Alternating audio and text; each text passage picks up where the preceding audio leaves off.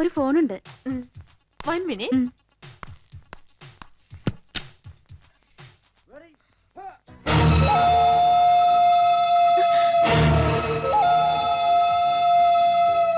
ആരാ? അത് പുറത്തുനിന്ന് അടച്ചു.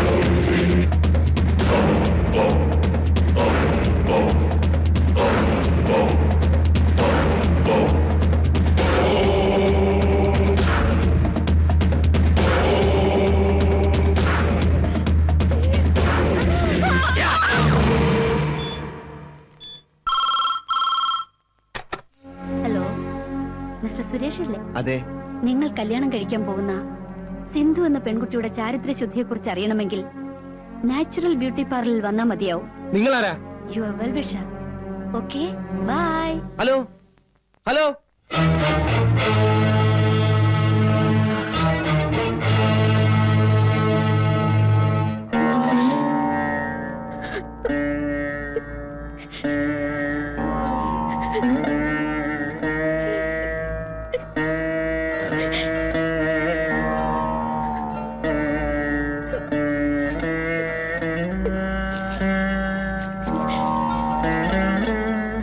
ഇതാ 500 രൂപ. സാധാരണ ഞാൻ 100 രൂപ കൊടുക്കാറുള്ളൂ. ആ, നീ വലിയ വീട്ടിലെ പെണ്ണല്ലേ?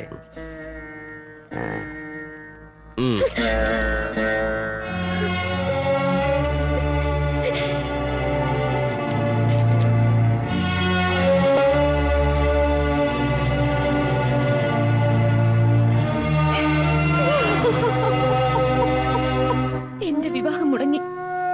എല്ലാവരും എന്നെ വെറുത്തു, പരിഹസിച്ചു. എന്റെ ജീവിതം, ഭാവി എല്ലാം നശിച്ചു.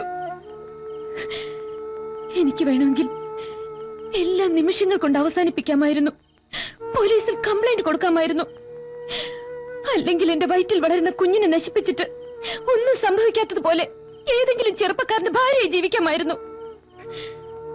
പക്ഷേ എനിക്ക് ആവശ്യം എന്റെ വയറ്റിൽ വളരുന്ന കുഞ്ഞിന്റെ അച്ഛനെയാണ്.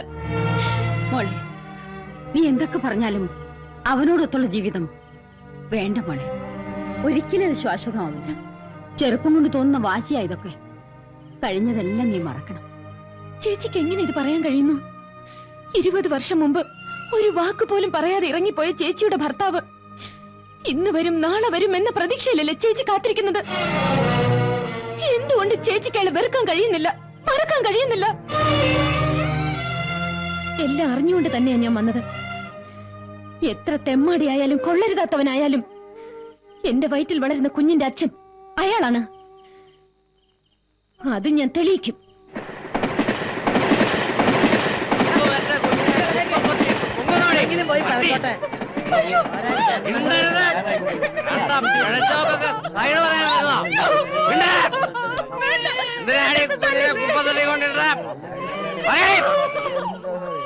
സത്യം പറഞ്ഞോണം.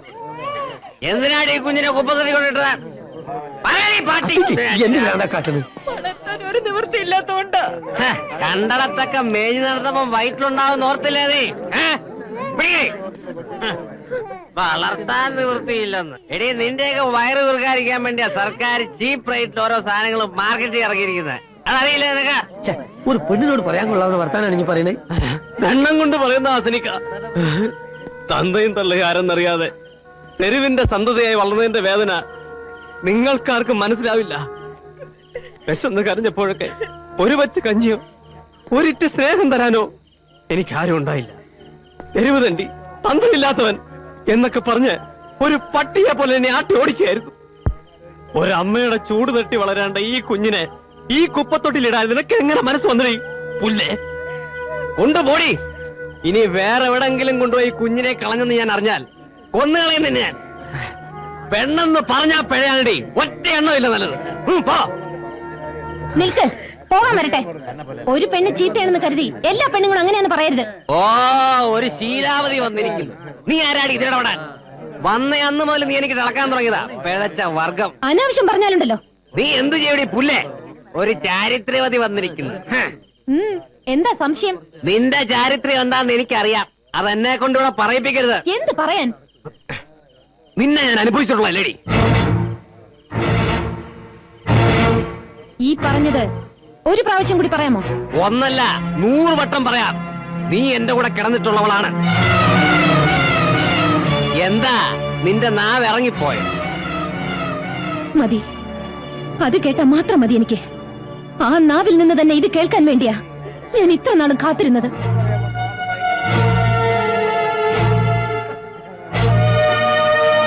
കാശിനു വേണ്ടി എന്റെ മാനം നശിപ്പിച്ചിട്ട് ഇപ്പൊ നിന്ന് സദാചാരം പ്രസംഗിക്കുന്നു. പെണ്ണെന്ന് പറഞ്ഞാൽ പിഴയാണെന്ന് വിളിച്ചു കൂവുന്നു. നിൽക്കൂ, ഇതിന് സമാധാനം പറഞ്ഞിട്ട് പോണം. നിങ്ങൾ ചെയ്ത ക്രൂരതയുടെ ഫലം എന്റെ വയറ്റിൽ വളരുന്നുണ്ട്. അതിന് ഞാൻ എന്ത് ചെയ്യണം?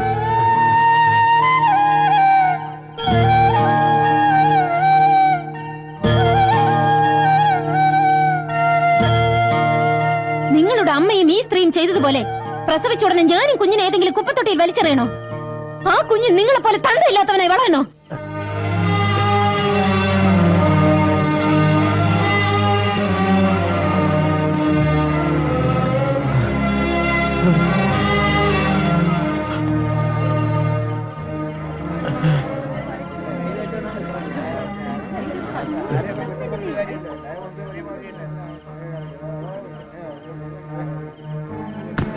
എടീ, നീ ഇത്തരക്കാരിയാണെന്ന് ഞാൻ വിചാരിക്കുന്നില്ല. ഇനി ആ പടി ചവിട്ടി പോരും. മാനവും മര്യാദയ്ക്കും ജീവിക്കുന്നോളാം ഞാൻ. ചേച്ചി, ആരാ നിന്നെ പഴപ്പിച്ചെന്ന് വെച്ചാ അവന്റെ കൂടെ പോയി കൊടുത്തോ. മാനങ്ങോട്ട്.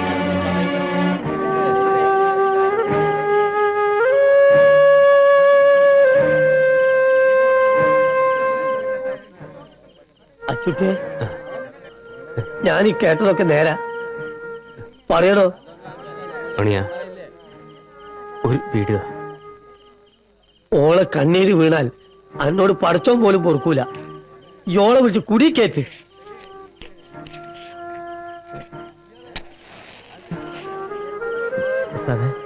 ഞാൻ വിളിക്കട്ടെ?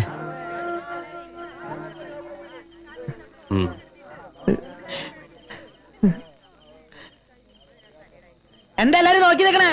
കാഴ്ച കണ്ട് മതിയായില്ലേ? പോയി കിടന്ന് ഉറങ്ങാൻ നോക്ക്. പെങ്ങളെ വാ.